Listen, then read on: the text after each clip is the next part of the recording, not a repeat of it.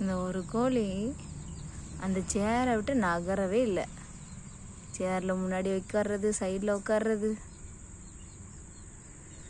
அந்த ஒத்த சேருக்குள்ளேயே தவிட்டு இருக்கு. அதுங்க எப்படி உக்காந்துருக்குதுன்னு. அந்த கை வைக்கிற இடத்துல இன்ன வரைக்கும் உட்காந்துருந்தது. சொகுசாக உட்காந்துருக்கு நல்லா ஜம்முன்னு.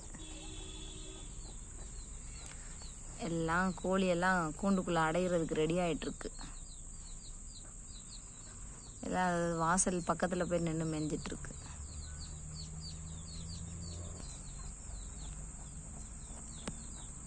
இது கிளம்பிச்சுன்னு நினைக்கேன். அவங்க பிள்ளைய கூப்பிட்டுட்டு கோழிக்கூட்டுக்குள்ளே போகிறதுக்கு எப்படி அழகாக வழிகாட்டுது பாருங்க.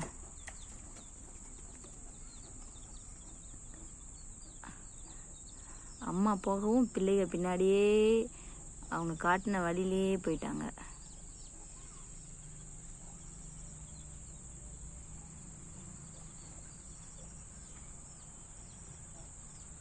அடுத்த செட்டு பின்னாடி அங்கே நிற்கி.